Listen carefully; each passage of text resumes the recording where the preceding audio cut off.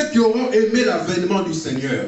Donc il parle ici que non, trois choses qu'il veut rappeler dans la vie du chrétien, des principes qui ne doivent pas changer. Si ça change, ça va être difficile. Il dit à Timothée, j'ai combattu le bon combat. 1. J'ai achevé la course. 2. J'ai gardé la foi. 3. Maintenant ici, quand il parle à Timothée, il dit que moi je suis arrivé à la fin. Ici, quand l'apôtre Paul parle, c'est parce qu'il est déjà devenu vieux. Et là, quand il est devenu vieux, maintenant il commence à écrire, n'est-ce pas? Il dit à Timothée que ma vie, si on lit les versets avant, il dit que ma vie sert déjà de libation, de sacrifice, parce qu'il était déjà devenu âgé, n'est-ce pas, dans les choses du Seigneur. Alors c'est comme ça qu'il écrit à Timothée. Il lui dit que non, moi j'ai combattu le bon combat. Donc mon bien-aimé, il ne suffit pas de combattre. Mais la Bible dit ici, il faut encore combattre le bon combat. Donc tous les combats ne sont pas bons devant Dieu. Il faut que tu combattes, mais le bon combat. Ça veut dire quand l'apôtre Paul, il n'a pas dit que j'ai combattu, point. Non.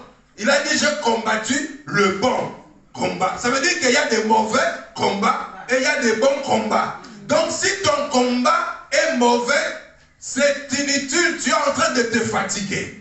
Ouais, il faut que ton combat soit bon. C'est comme ça que beaucoup de gens ne savent pas. On combat, mais est-ce que ton combat est bon ou ton combat n'est pas bon?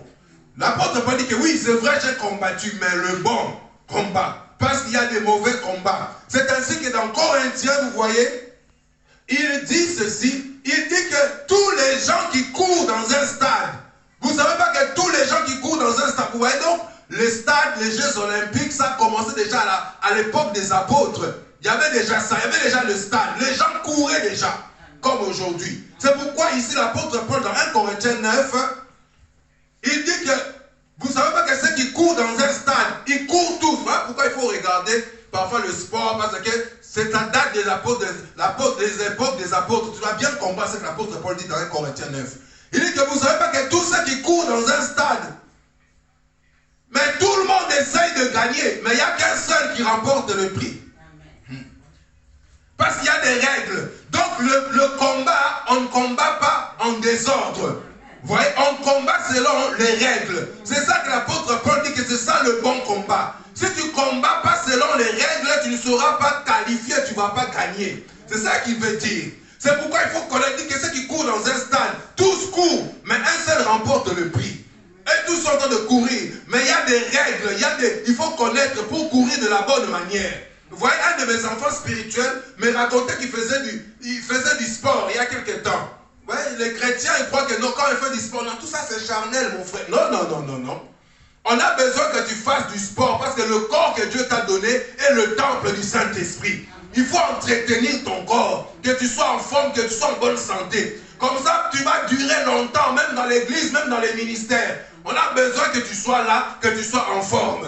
Donc il y a une époque, il faut qu'on reprenne ça, il y a une époque où on faisait des tournois entre les églises. C'était bien. Les mamans des chrétiennes de Bruxelles, tournoi contre les chrétiennes de Liège, match de basket. Allez, il y en a qui prennent le tam-tam dans les gradins, on est en train de louer le Seigneur. Les autres sur le terrain sont en train de voir qui va gagner. On a réuni beaucoup d'églises, on a fait du sport. Ça travaille aussi la communion fraternelle. Parce qu'il y a des gens, non, moi, je vais à l'église pour Jésus. Mais l'apôtre Jacques dit que Jésus, tu ne le vois pas. Si tu n'aimes pas ton frère que tu vois, comment tu vas aimer Dieu que tu ne vois pas? Donc, c'est important qu'on se rassemble. Amen. Mais il y a des règles maintenant que l'apôtre dit. Un de mes enfants spirituels dit qu'il courait. Quand on a donné le départ, il a dit que on était nombreux, à 8, il y a 8 couloirs. Il a dit que j'ai couru. J'ai vu que les autres étaient derrière moi. J'ai dit que mais ces gens ne sont pas rapides. C'est trop facile. Il a dit que j'ai couru. Donc presque 10 secondes, j'ai fini les 100 mètres là-bas. Et ils étaient toujours derrière. Ils arrivaient lentement. Et je me suis arrêté. Maintenant, j'ai vu que les autres ont continué à courir. Ils m'ont dépassé. Maintenant, les gens m'ont dit que mais pourquoi tu as arrêté de courir? Il a dit que mais je leur ai dit que la course est finie. On lui a dit que non. Tu ne connais pas les règles. Ce n'est pas les 100 mètres. Ici, c'est les 400 mètres. Ah bon? Il a fait que 100 mètres. Donc il a repris sa course. Après 200 mètres, il a vu qu'il était fatigué. Les gens que lui croyaient qu'ils étaient là, ils continuaient toujours à courir. Parce que là, ils ont pris le rythme des 400 mètres. Lui, il a couru comme si c'était 100 mètres. Parce qu'il ne connaissait pas les règles. Donc, il faut combattre selon le bon combat de la foi. C'est comme ça que mes bien-aimés, ceux qui ne connaissent pas le bon combat, ils combattent, mais d'une mauvaise manière. Voilà pourquoi ils n'ont pas la victoire. Mais l'apôtre Paul dit que j'ai combattu le bon combat. Le bon combat, mes bien-aimés, ça veut dire quoi? Ça veut dire que tout ce que tu dois faire, ça doit être dans les règles que Dieu a établies pour que ta victoire puisse se manifester. C'est cela que ça veut dire.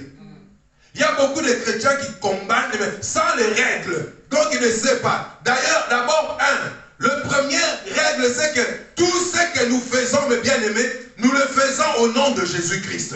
Premier principe.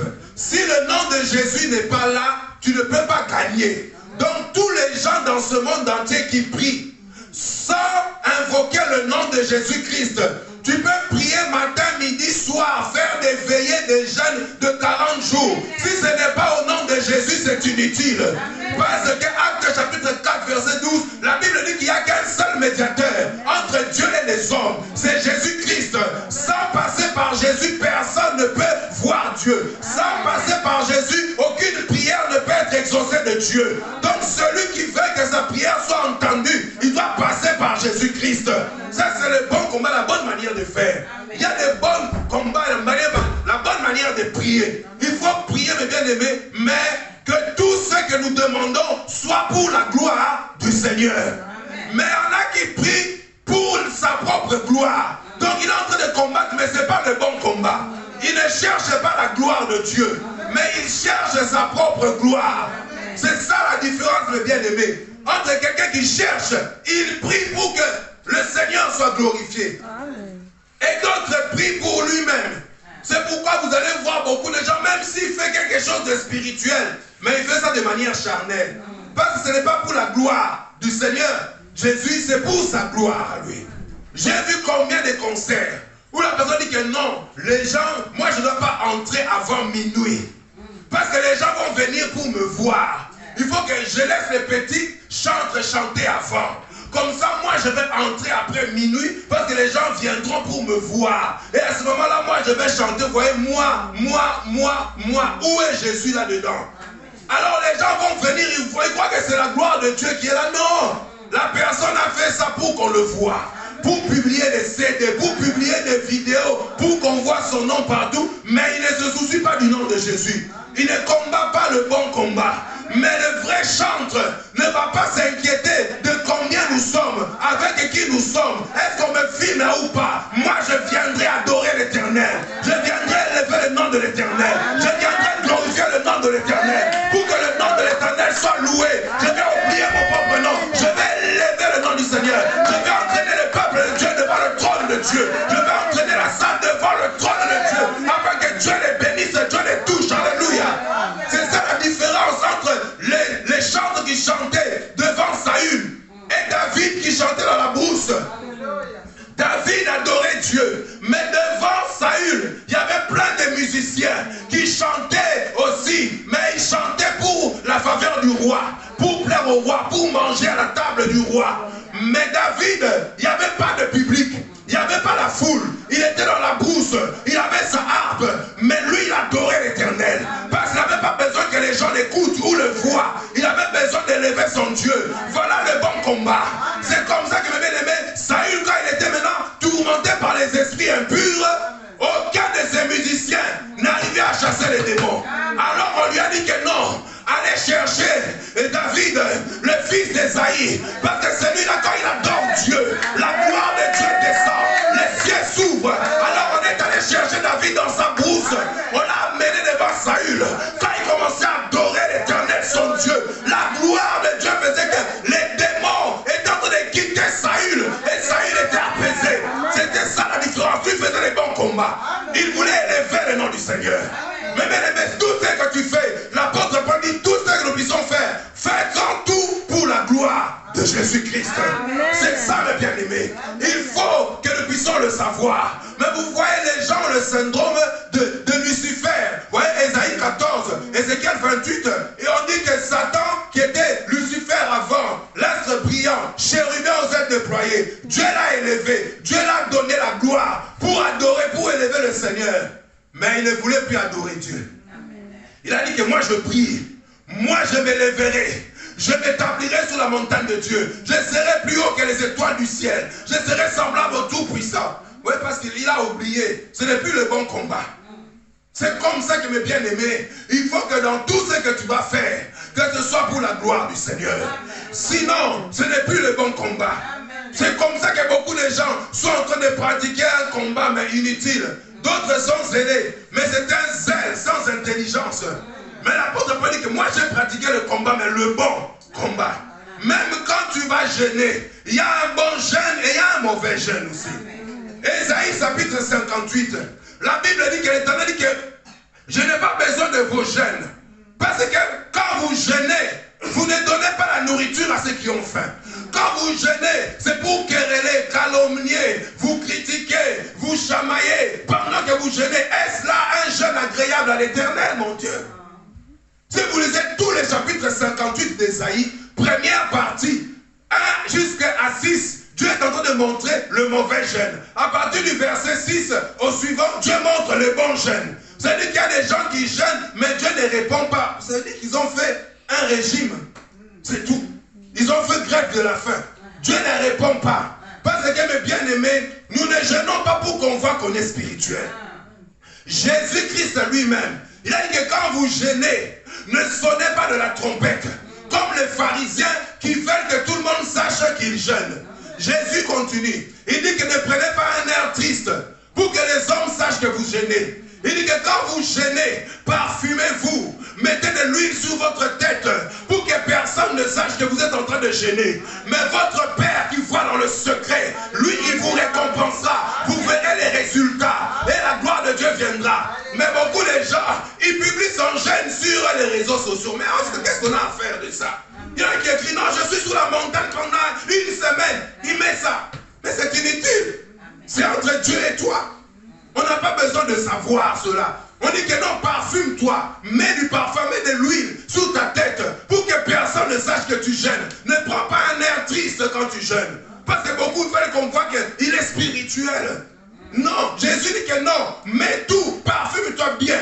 D'autres gens disent non, ne brosse pas. Non, le Seigneur dit que parfume-toi, mets du parfum. Ça dit que prends bien soin de toi. Va te brosser les dents.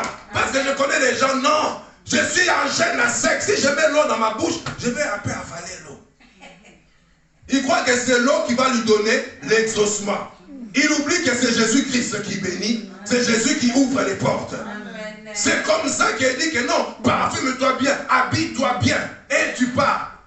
Personne ne va savoir que tu jeûnes. C'est ça le bon jeûne. Moi, je dis que ne sonnez pas la trompette comme les pharisiens qui ont déjà leur récompense. Parce qu'il y en a qui font maintenant la compétition. Ouais. Non, moi j'ai jeûné 20 jours. Ah bon? Moi j'ai jeûné 21. Moi j'ai jeûné. Alors ça devient la compétition. Et Dieu ne bénit pas, Dieu n'exauce pas. C'est ça le problème. Il ne faut pas chercher la quantité, il faut chercher la qualité. Amen. Il ne faut pas prier seulement en longueur, mais il faut prier aussi en profondeur. C'est pourquoi Jésus, dans Matthieu, il dit, lorsque vous priez, ne multipliez pas de vaines paroles comme les païens, croyant qu'à force de paroles, ils vont être exaucés. Non, on ne fait pas la dictature avec Dieu. Combat le bon combat de la foi. C'est ça qu'il est en train de lui dire. Il est en train de dire à Timothée, fais des choses pour la gloire du Seigneur, pour l'honneur du Seigneur, pour que le nom du Seigneur soit élevé, soit glorifié. Fais ces choses-là comme ça. Ça, c'est le bon combat. Ça, c'est la bonne manière de faire les choses. Pas de faire des choses pour notre propre gloire, non. Comme Simon le magicien qui a vu le Saint-Esprit descendre, n'est-ce pas, en Samarie, Actes chapitre 8, sur, n'est-ce pas, le peuple de Samarie. Et Pierre et Jean qui imposaient les mains aux gens, ils recevaient le Saint-Esprit, ils étaient baptisés du Saint-Esprit. Il est venu avec l'argent et il a donné aux apôtres pour dire que non, donnez-moi aussi ce don-là. Comme ça, quand moi je vais imposer les mains aux gens, ils vont aussi recevoir le Saint-Esprit. Il leur a amené l'argent. L'apôtre Pierre a dit que toi et ton argent puissiez périr. Parce que les choses de Dieu ne s'acquièrent pas à prix d'argent. On n'achète pas les dons du Saint-Esprit. Vous voyez? Parce que derrière, c'était quoi? Simon voulait faire du business. Voilà. Il est venu pour dire que non, je vais vous donner 50 €. Comme ça, vous me donnez le don. Je vais maintenant commencer à faire payer les gens 50 €. Je vais récupérer vite mon argent. C'est que j'ai investi. Il dit que non, il y a le bon combat. Combat le bon combat.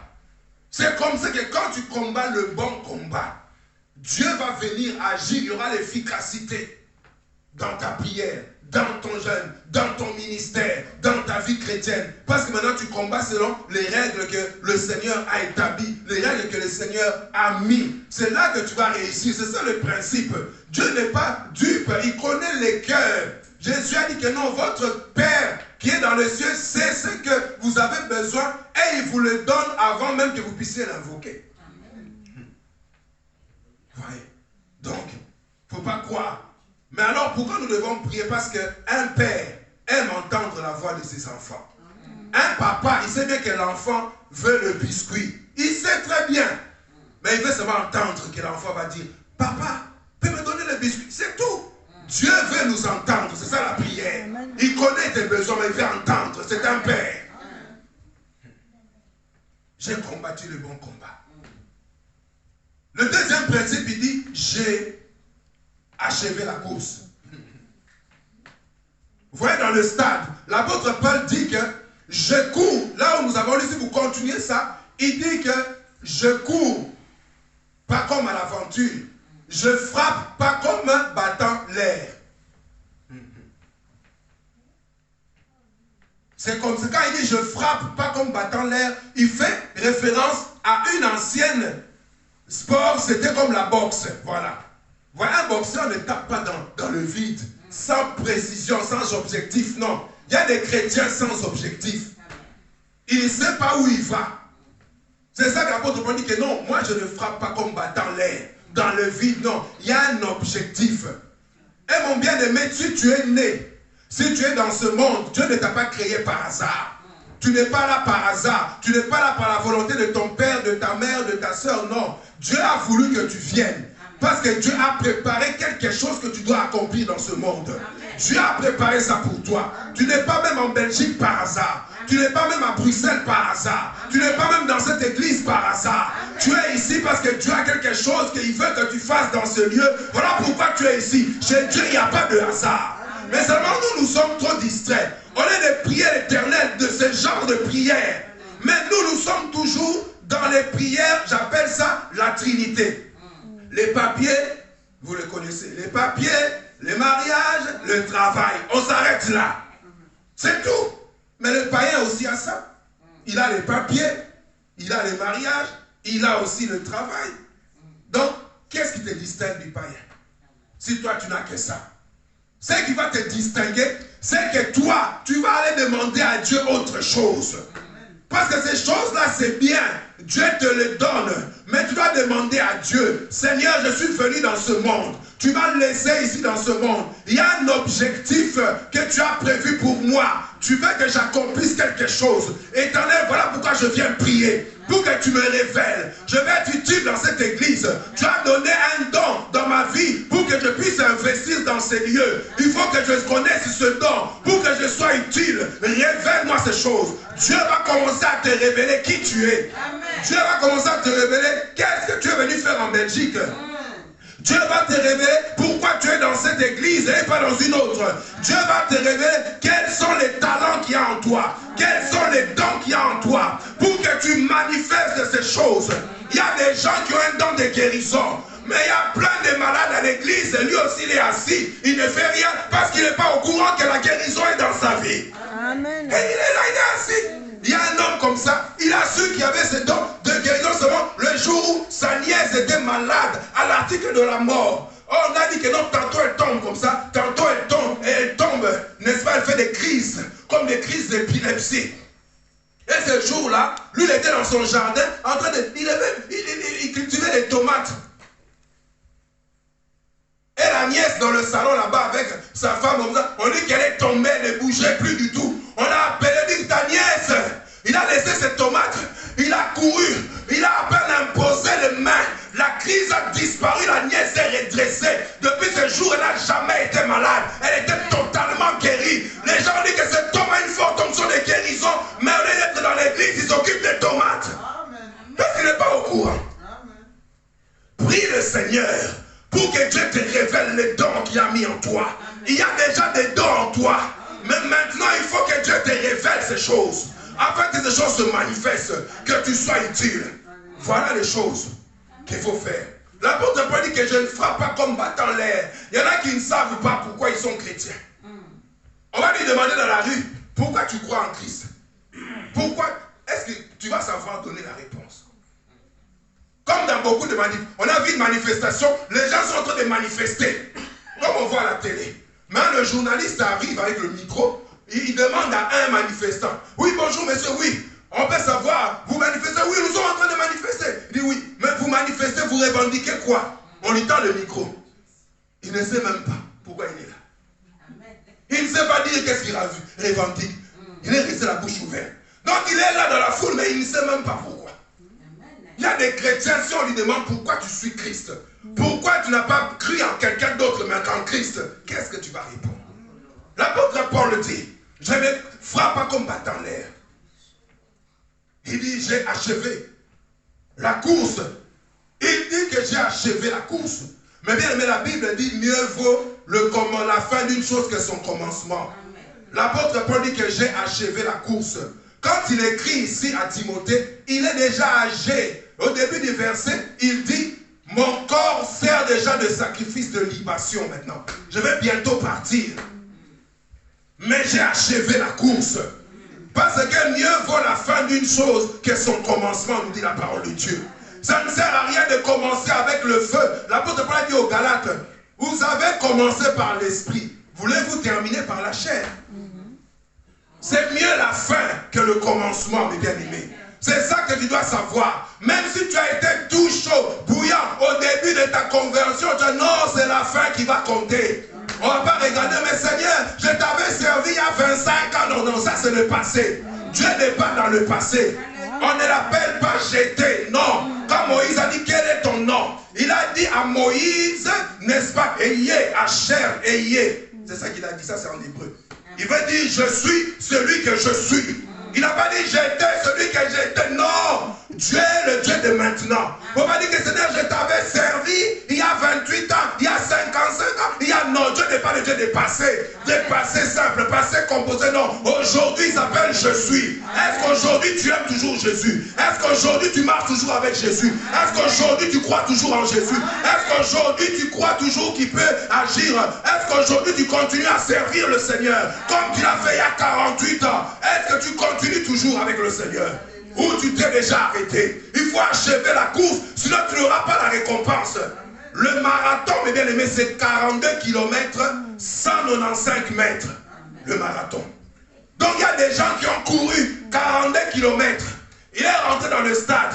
Il reste 95 mètres. Il est tombé. Il n'a pas été couronné ni médaillé parce que tu n'as pas terminé. Tu as couru 42 km mais tu n'as pas fini. L'apôtre Paul dit que j'ai achevé la course. C'est bien beau de commencer, mais il faut arriver jusqu'à la fin. C'est la fin qui va compter. C'est pourquoi il ne faut pas se moquer de quelqu'un parce qu'il est au début, au commencement. Vous ne savez pas, à la fin, il y a des choses qui vont changer. C'est comme ça que mes bien-aimés, il y a eu des apôtres qui ont fait des miracles. Comme quand Jésus a consacré les 12, n'est-ce pas? Dans les 12, il y avait des incrédules, il y avait des traîtres. Judas aussi a été chasser les démons. Lisez, vous allez voir les 12. Jésus a envoyé les 12. Judas aussi était dedans. Judas a chassé les démons. Judas a guéri les lépreux. Judas a purifié les lépreux. Judas a guéri des malades.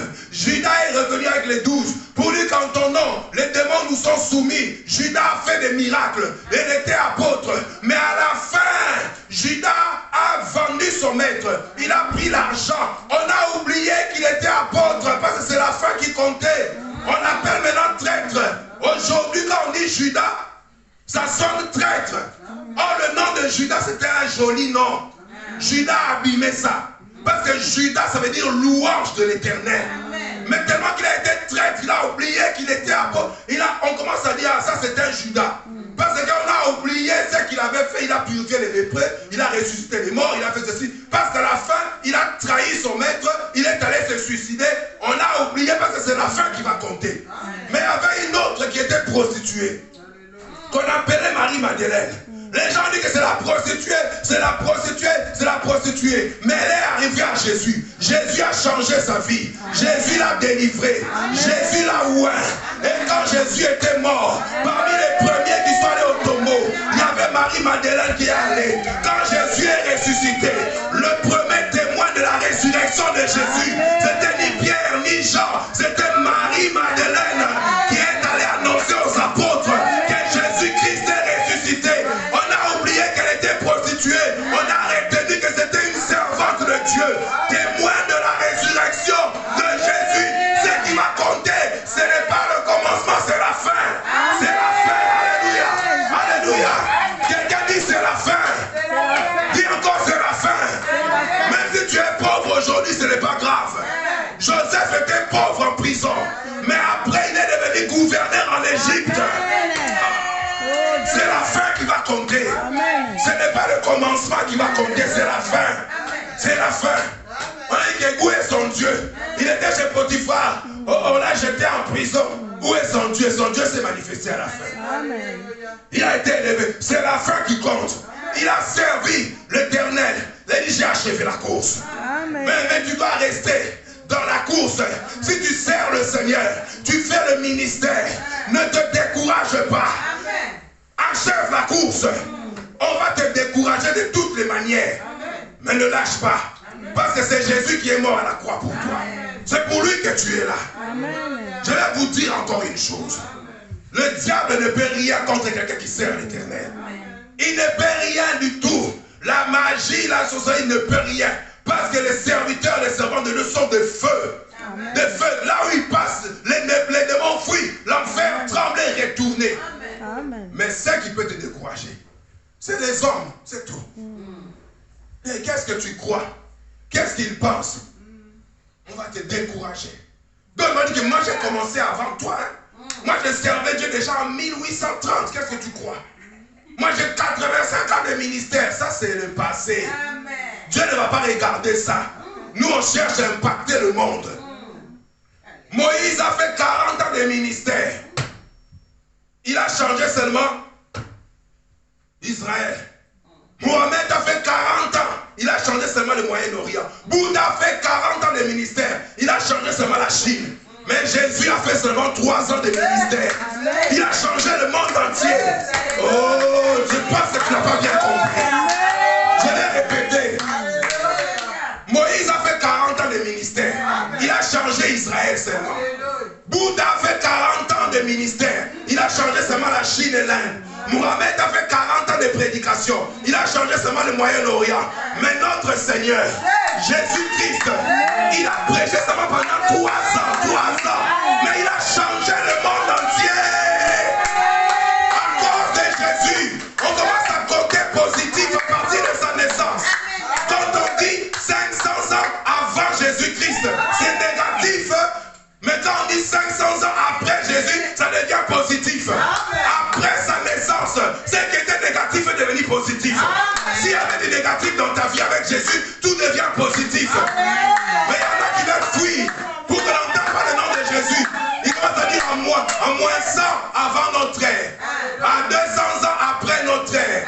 Mais notre ère a commencé quand? À la naissance de Jésus-Christ. Que tu le veuilles ou pas, il est là. Ce n'est pas la quantité qui a compté, la qualité de son impact. Le monde entier a été changé par le nom de Jésus-Christ. C'est la fin qui va compter. C'est la fin qui va compter. C'est comme ça, mes bien-aimés, que tu dois savoir. J'ai achevé la course. Tu dois achever la course. Si tu prêches, si tu sers Dieu, si tu intercèdes, achève la course. Jusqu'à ta mort, l'Éternel doit te trouver dans le ministère, dans l'œuvre de Dieu. On ne va pas t'arrêter. Il y a des gens qui ont parié. Non, le feu là-bas, ça va s'arrêter. Votre feu là-bas, le Saint-Esprit, ça va s'arrêter. Je lui ai dit que ça ne va pas s'arrêter. Ça va se multiplier. Aujourd'hui, celui qui disait ça, il est devenu pentecôtiste comme nous. On peut acclamer le Seigneur. Lui qui croyait qu'on allait s'arrêter, il est venu nous rejoindre. Continue. Il dit j'ai achevé la course. Il faut achever. Beaucoup de gens ont dit non, moi aussi j'ai prié, j'ai été déçu, les gens m'ont blessé, les gens m'ont déçu, je quitte l'église, j'arrête le ministère. tu n'as pas achevé la course. Il y a des gens qui font exprès pour que toi aussi tu sois un redoubleur comme lui. Ouais, il y a dans la classe, il y a des gens qui ont déjà doublé. Il a en primaire, il a déjà la barbe, il a doublé 4 fois. Lui, il est là que vous tous aussi, vous allez doubler et rester là. Mais toi, tu as un objectif avec le Seigneur. Tu le laisses là, toi, tu dois continuer. Tu es sur l'autoroute, tu n'attends pas l'autre qui traîne. Mets le clignotant, double-le et continue le chemin. Parce que tu dois achever la course. Tu dois achever la course.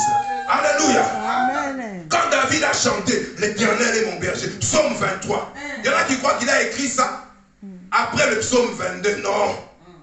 On a fait des enquêtes, des recherches. Il a écrit ça quand il est devenu vieux, âgé. Alors il a écrit ça pour dire que je ne manque de rien. Parce qu'il a regardé partout où il est passé. Comment il a souffert. Mais l'Éternel l'a toujours gardé. L'Éternel l'a toujours nourri. Il a écrit ça quand il était déjà devenu vieux. Mais il continue à composer toujours des adorations pour l'Éternel. Pendant qu'il était devenu vieux, mais il continuait. Parce qu'il a souffert. Saül l'a pourchassé. On a voulu le tuer. Il a même fui chez les Philistins. Il est devenu là-bas sans abri, sans domicile fixe.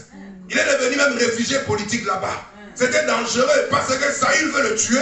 Il fuit chez les Philistins. Les Philistins lui disent, mais c'est pas toi qui as tué Goliath. Maintenant tu viens encore chez nous, tu as tué notre champion. Pour protéger Saül. Maintenant le même Saül veut te tuer.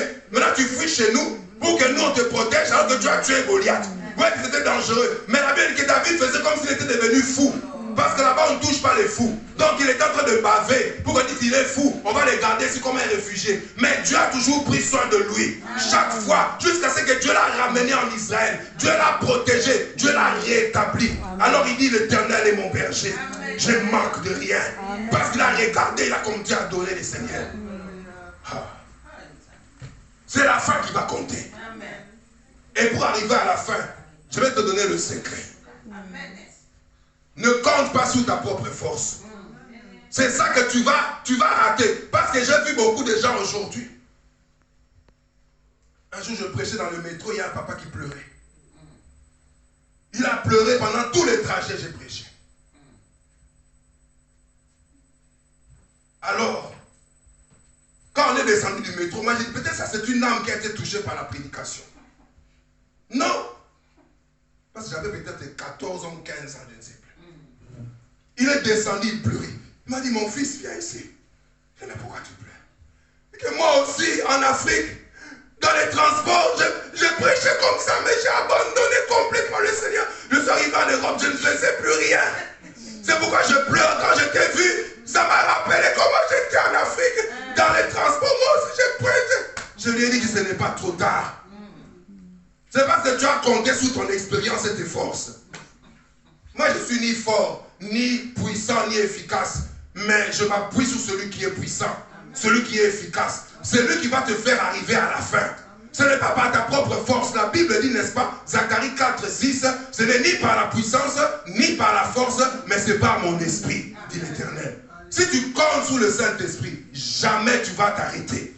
Parce que c'est lui qui te donne la force d'avancer. Mais quand tu vas compter, non, moi j'ai une forte onction, vous savez. Moi je connais. Moi je sais. Tu ne vas pas arriver loin. Mais si tu t'appuies sur le Seigneur, tu dis, Seigneur, moi je n'ai pas de force. Mais je sais qu'avec toi, je réussirai.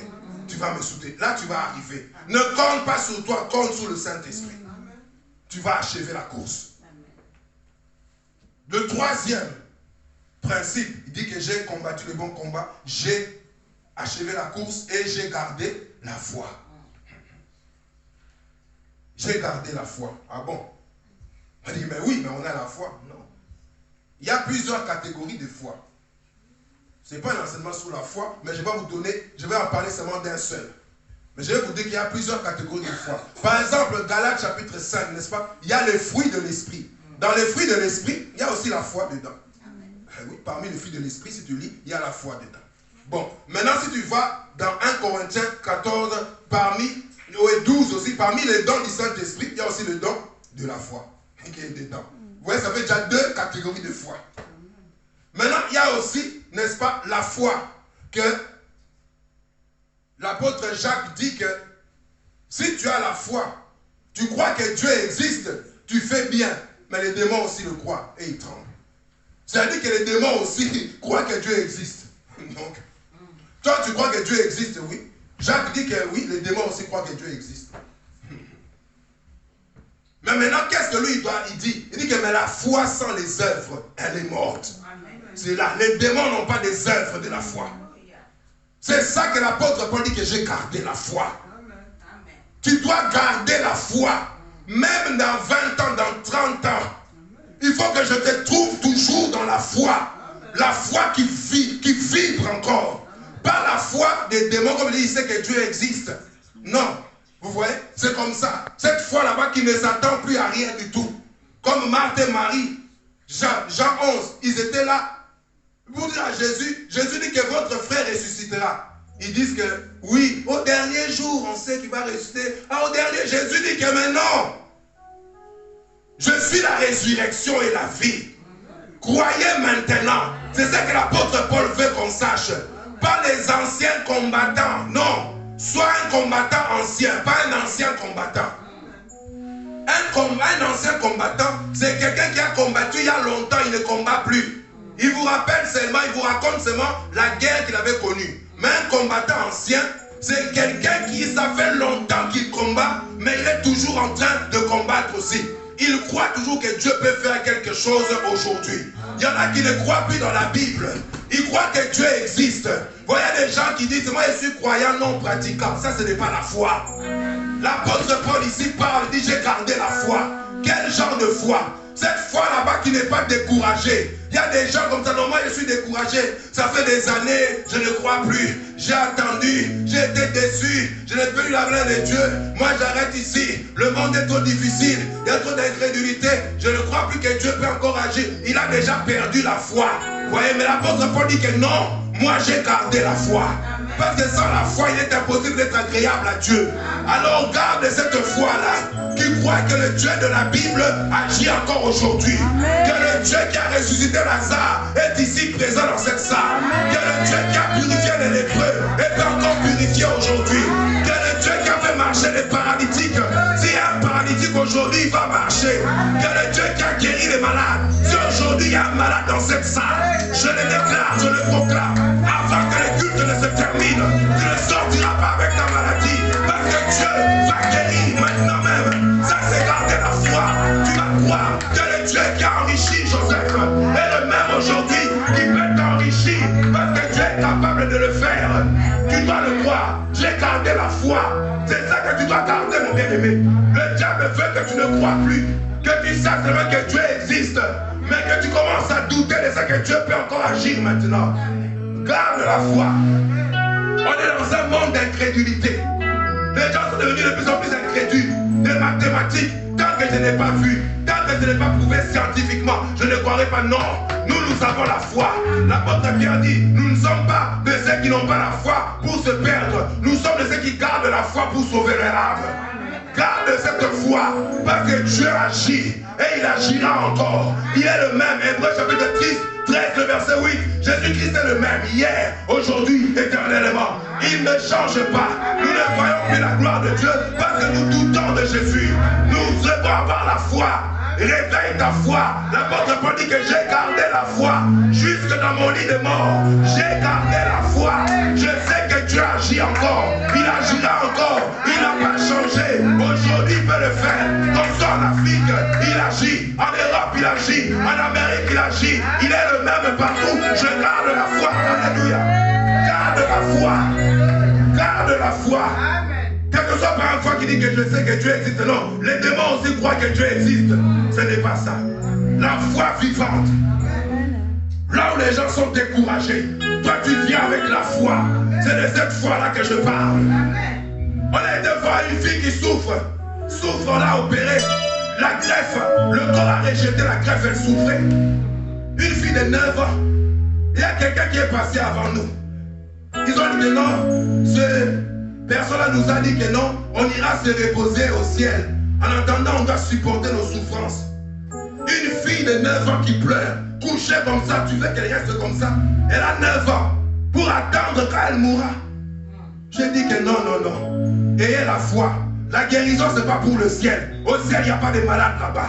Tu as donné la guérison pour la terre. Bah, c'est ici qu'il y a la maladie. Ils ont dit, ah bon, oui, si vous croyez, vous pouvez être restauré. La fille a cru. Dieu a fait le miracle. Même la greffe qu'on devait lui donner a été annulée. Parce que le corps était déjà restauré complètement. La maman a dit que maintenant j'ai la foi. Je crois. Elle est allée annoncer à toute sa famille. Ils sont venus dans l'hôpital pour bénir le nom du Seigneur. Il est celui qui guérit, qui fait les miracles. L'apôtre dit, j'ai gardé la foi. Beaucoup ne voient plus les miracles de Dieu. Parce que quand ils viennent à l'église, ils ne s'attendent plus à rien.